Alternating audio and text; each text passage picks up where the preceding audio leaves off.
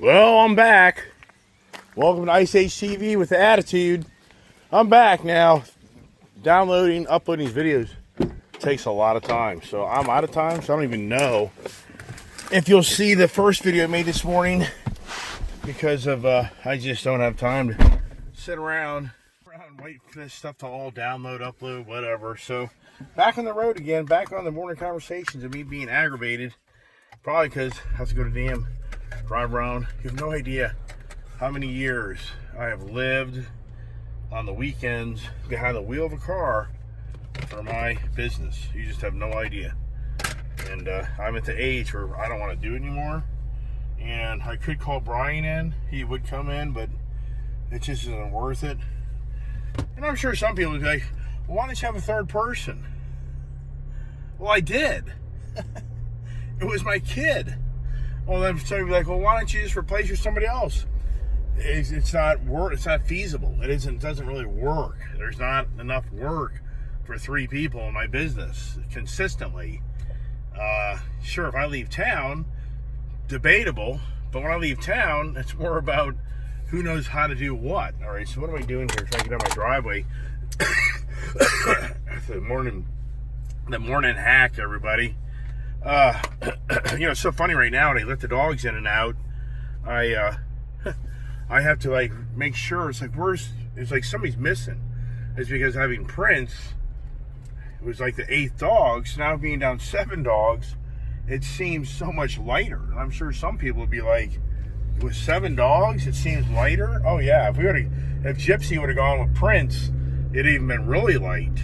I mean, because the poodles and the Wheaten Terriers, they're not a challenge. They're all housebroken. They stay on the property. So when I leave town, there's no challenge for my wife to maintain those dogs. Now, years ago, when they were young, there was. But it's more about the German Shepherds. But now, the German Shepherds really are getting, they really are behaving. It's just the deer. It's just the deer that run across one part of the property that'll be always the risk of those damn dogs running off the property. But for the most part, they usually slow down and the deer gets away. But it is what it is. If the wife, I don't know, who knows. But Bob, my good friend Bob, I'm pretty confident. He owns dogs. He has like 4 dogs. So I'm pretty confident Bob can probably handle the dogs. How long? I don't know. But here's the thing. Brian, he's going to be going away. So here's the irony. Here's the way life works. My mother's celebration is June 14th. Brian is going to be going away the following week for like a 4 or 5 day weekend. So there's a whole nother twist in everything that's going on. And once again, even if my kid was still working for me, she should be down there at the celebration of life. But whatever, she doesn't live here anymore, so the reality is, it doesn't work.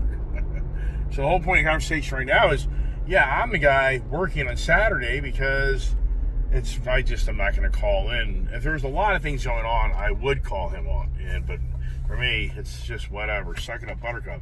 But I've always have worked on the weekends throughout my whole life. That's nothing new. But I really have cut back on that because this area here is the worst on driving around the weekends and working because it's like 5 o'clock traffic all day long, especially on Saturdays. Oh my goodness, all the conversations, all the things that I like to talk about and share with you. One thing I really do notice is, and it always kind of starting to concern me, is the drinking habits, is my right foot started getting a lot of pain in it. And I always thought to myself, I wonder if that's related to drinking. And I think it is. I could be wrong on that. But the biggest thing I noticed that I've stopped drinking is my body isn't sore like it used to be. My body used to be so sore. It just was sore. I mean, the alcohol, sadly for all of us, we get caught up in enjoying ourselves with alcohol.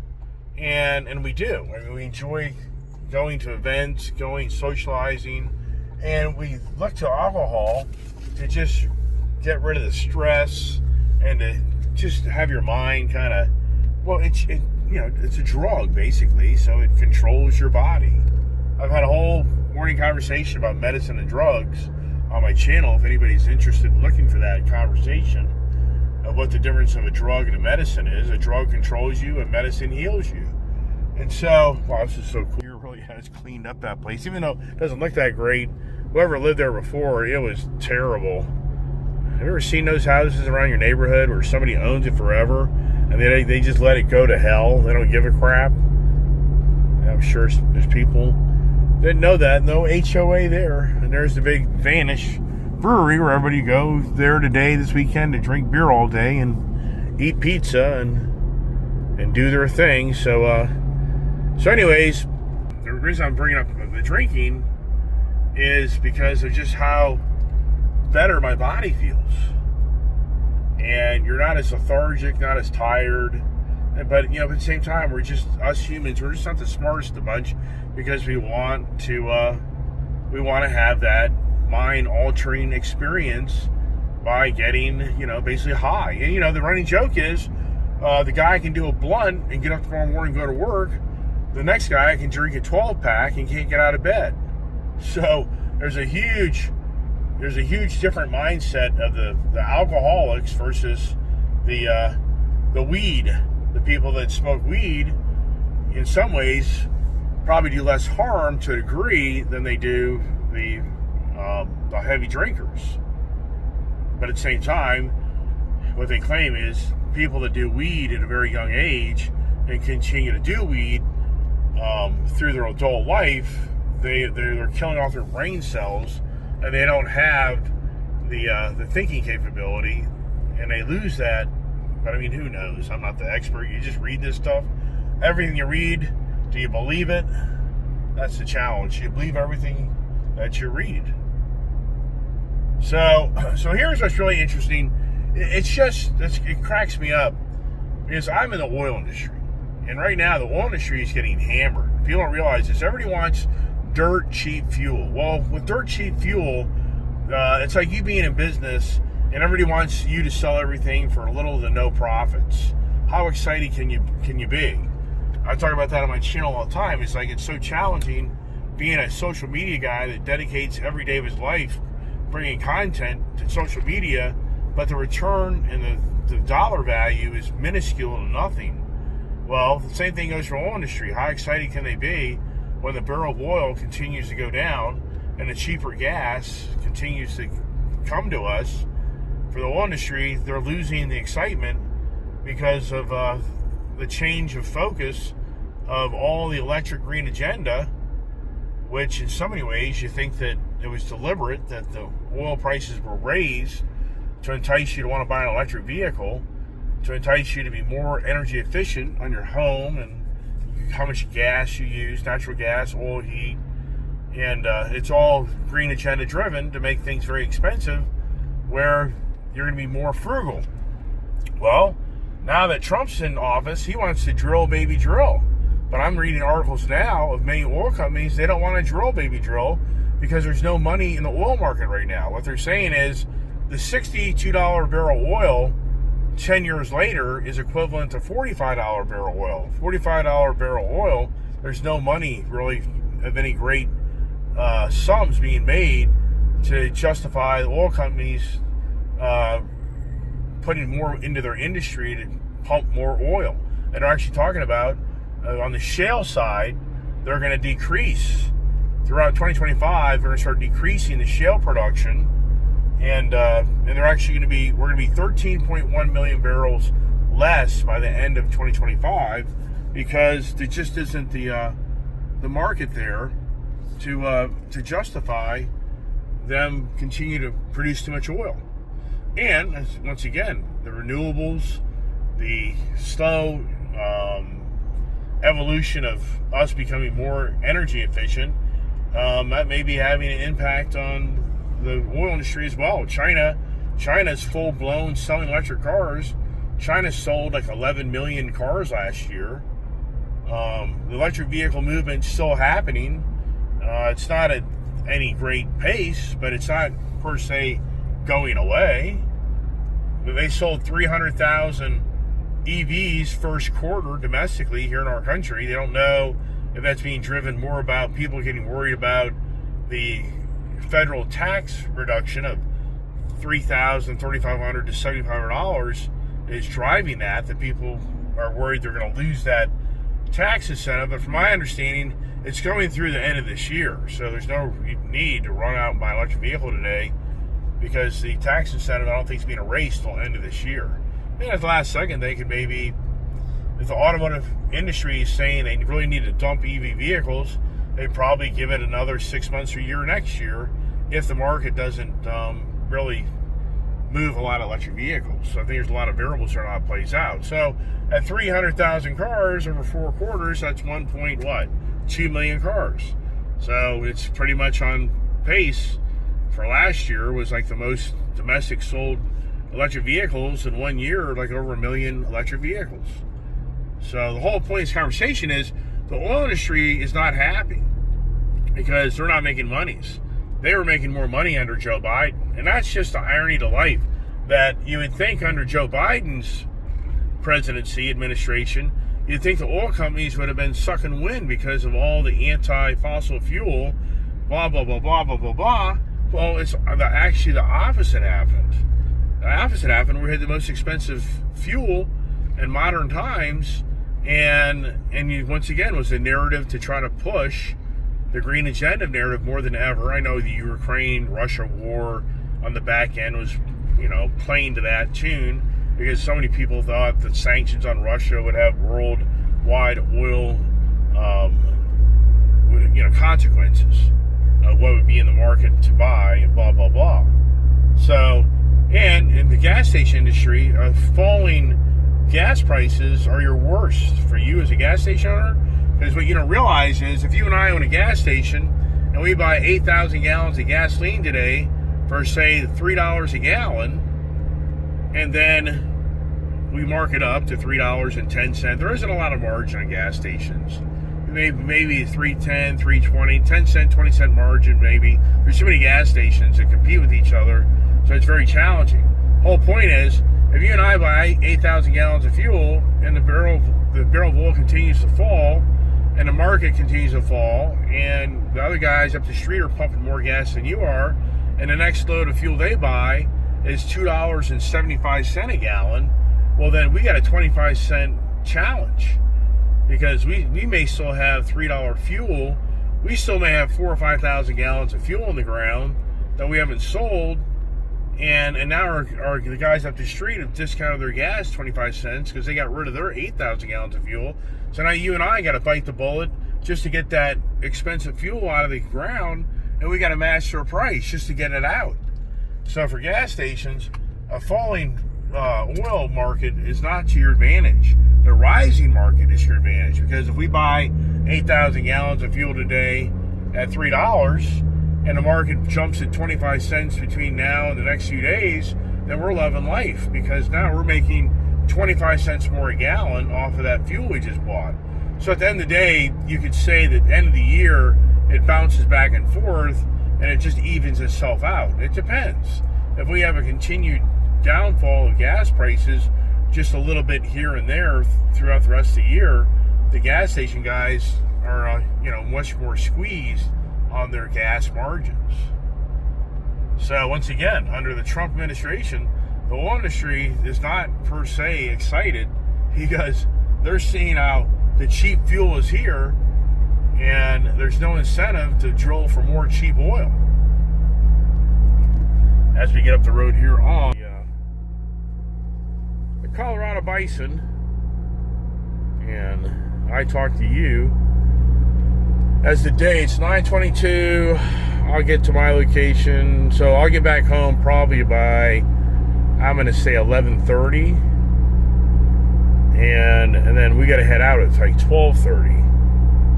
So dogs today will be locked down substantially because of, we'll be gone most today. I'll have to say right now that when we go to the DMV, appointment's at 2 o'clock, I'm sure we'll be there a good hour or more.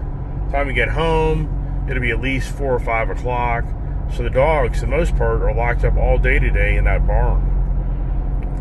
It's not the end of the world by any means, but the thing is, the dogs will do what they got to do, if you know what I mean. Hope everybody enjoyed yesterday. It's a lot of conversation, a lot of talk. It's a lot of talking on my behalf. I do like to hear, the minority reach out and continue to keep me motivated to keep going.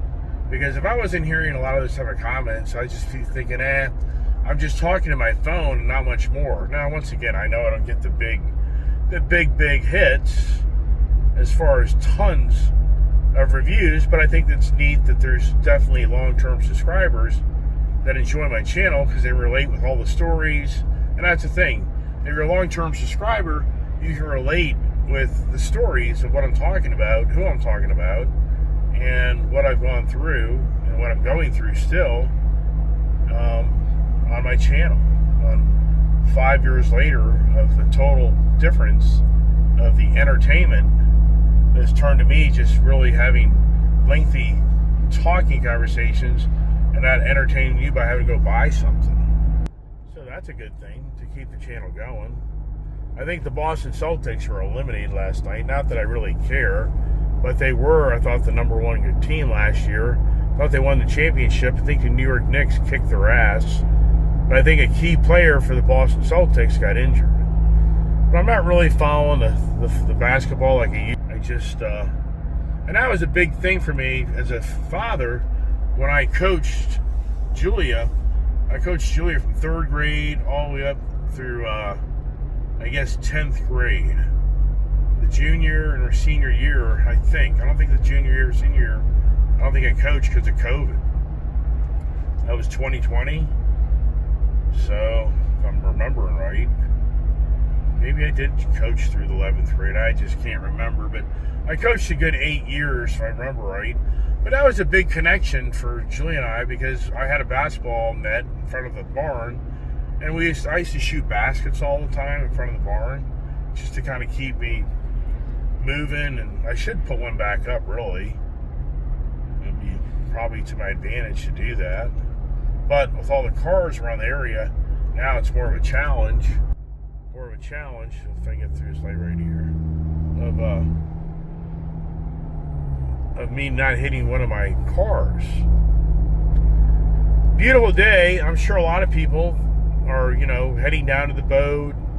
People are heading out to go fishing, heading to go walk, take a run, go visit family, take a nice drive, ride their motorcycle, maybe go play basketball or tennis, or you're taking your kid. That was one thing when Julia was playing soccer.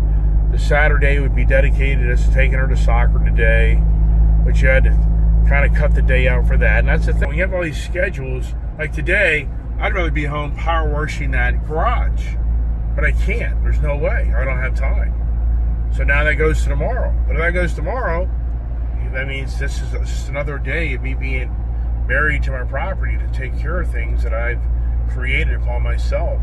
And the grass needs to be cut. So whether I cut the grass later today or I got to do that tomorrow, there's a whole other project that is on my plate for yet another day of me managing my life as you manage your life as well, watching my channel, keeping the conversation going. And so the point is, most of my career, I have worked Saturdays and Sundays to run my company. Saturdays and Sundays are sometimes the busiest days for my business. So I've always been very disciplined to get out and work Saturdays and Sundays. And what that's done is it's put a whole damper on my capability to go do things on the weekends. That's why so many years ago I bought a motorcycle and came to closure. I can ride my motorcycle and have motorcycle riding time while I run my business. And that's what I did from 2012 to about 2018, I don't think 19, I literally rode around on a motorcycle. Even Joe and I would ride around on the motorcycles together, going out and fixing machines and going to stations.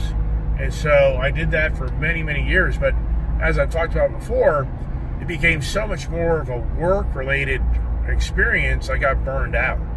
There wasn't really the enjoyment of riding a motorcycle anymore because when you go ride a motorcycle and you go visit 10 different locations and you're getting off and on your motorcycle on a hot day, oh, I mean, it kicks your ass. And getting off the bike, getting on the bike, making repairs, getting back on the bike, getting all geared up, your gloves on, your jacket on, your helmet on, and then you go somewhere, you take off your helmet, you take off your jacket, you take off your gloves, then you take care of this, and then you got to put everything back on, then get back on your bike. Yeah, if you think I'm making this up, oh my gosh, man, by the end of the day, you're just like, this is just too much work. But I did do it for many, many, many years, even with my dad on the back of the bike for many years. On Saturdays, Sundays, the week time, and I knew that even then, if ever anything ever happened to me getting hurt, but I always had Joe behind me that kind of really knew how to run the business should I have gotten hurt. Brian's just not there. It'd be very challenging for Brian. Something happened to me, it'd be extremely challenging. Now with Julia, when she was part of the business, yeah, she would be able to do a lot of things on the paper side, on the management side to help run the company. But now that she's gone, now sure, could she come back up if she had to? Yeah, but I'm sure she'd be like, what a joke.